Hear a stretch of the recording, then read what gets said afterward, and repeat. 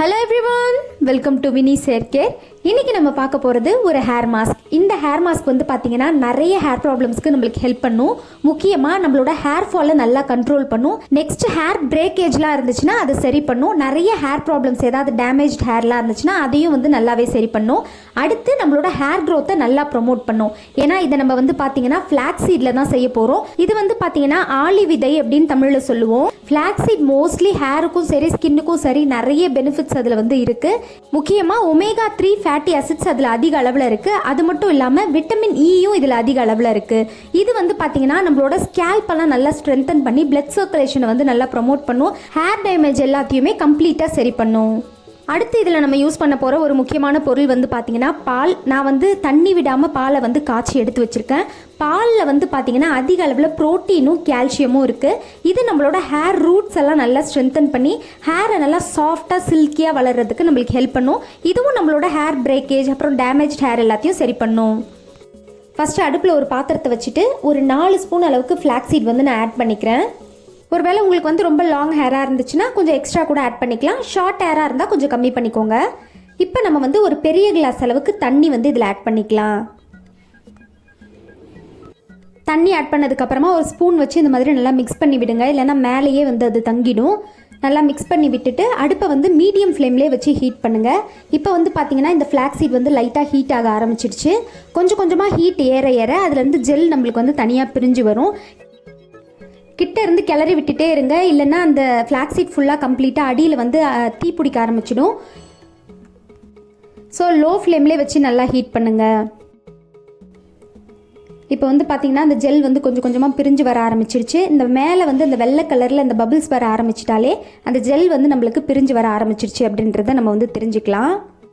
Spoon வச்சு நீங்கள் வந்து செக் பண்ணிகிட்டே இருங்க. அதை எடுத்து நம்ம இப்படி ஊற்றி பார்த்தோம்னா அந்த ஜெல் வந்து எந்த அளவு கன்சிஸ்டன்சியில் இருக்குன்னு நமக்கு தெரிஞ்சிடும். இப்போ வந்து பார்த்தீங்கன்னா இந்த மாதிரி நான் எடுத்து ஊற்றுறப்ப ஓரளவுக்கு திக்காக ஆரம்பிச்சிருக்கு. இப்போ வந்து பார்த்தீங்கன்னா எடுத்து வச்ச பாலை வந்து நான் ஆட் பண்ணிக்கிறேன். இதுதான் வந்து கரெக்டான டைம். ரொம்ப கெட்டி ஆகிடுச்சுன்னா அதுக்கப்புறம் நம்ம ஆட் பண்ணோன்னா அந்த ஜெல் கூட அது வந்து சேராது. ஸோ இந்த மாதிரி நீங்கள் பால் ஆட் பண்ணிவிட்டு நல்லா மிக்ஸ் பண்ணி விடுங்க. தண்ணி விடாமல் பால் நம்ம ஆட் பண்ணாதான் நம்மளுக்கு இந்த மாஸ்க் வந்து நல்லா திக்காக கிடைக்கும். பால்லையும் ஆல்ரெடி தண்ணி விட்டுட்டு அதுக்கப்புறம் நம்ம யூஸ் பண்ணோம்னா நம்ம ஆல்ரெடி தண்ணியும் வந்து இந்த ஃப்ளாக்ஸீடில் போட்டிருக்கோம். ஸோ ரொம்ப தண்ணி ஆகிடும். இப்போ வந்து பார்த்தீங்கன்னா ஒரு 5 மினிட்ஸ் ஆயிருக்கு. 5 மினிட்ஸ்க்கு அப்புறம் பார்த்தீங்கன்னா இந்த மாதிரி நல்ல திக்கான ஒரு ஜெல் மாதிரி ஆயிடுச்சு. இன்னும் ஒரு 2 நிமிஷம் இது வந்து இந்த மாதிரி பாயில் ஆனால் போதும். நமக்கு எந்த கன்சிஸ்டன்சி வேணுமோ அந்த அளவுக்கு வந்து நம்மளுக்கு கிடச்சிடும். இந்த மாதிரி கிளறி விட்டுட்டே இருங்க. இன்னும் நம்ம அடுப்பை வந்து ஆஃப் பண்ணுறதுக்கு முன்னாடி வந்து இந்த மாதிரி அடிக்கடி கிளறி விட்டுட்டே இருக்கணும். நீங்கள் வந்து கிட்டே நின்று வந்து பாருங்கள். சப்போஸ் தூரமாக போயிட்டீங்கன்னா டோட்டல் மாஸ்கே வந்து நம்மளுக்கு வேஸ்ட் ஆகிடும். இப்போ இதை வந்து நம்ம ஆஃப் பண்ணிடலாம். இப்போ இதை வந்து அடுப்பில் இருந்து நான் இறக்கிட்டேன். இந்த மாதிரி சூடாக இருக்கப்பவே இதை நம்ம ஃபில்டர் பண்ணிடுறது தான் நல்லது. இல்லைன்னா ரொம்ப திக்காகிடுச்சுன்னா நம்மளால் ஃபில்டர் பண்ண முடியாது. ஸோ இந்த மாதிரி சூடாக இருக்கிறப்பவே அடுப்புலேருந்து இறக்கின உடனேவே நம்ம வந்து ஃபில்டர் பண்ணிக்கலாம். இப்போவே வந்து பார்த்தீங்கன்னா இது நல்லா திக்காக ஆரம்பிச்சிருச்சு. இங்கே கிளைமேட் ரொம்ப கோல்டாக இருக்கிறதால. ஸோ சூடாக இருக்கப்பவே ஃபில்டர் பண்ணிவிடுங்க. இந்த மாதிரி ஸ்பூன் வச்சு அதை நல்லா கிளறி விட்டுட்டே இருங்க. அப்போ தான் அந்த மாஸ்க் வந்து கம்ப்ளீட்டாக கீழே இறங்கும்.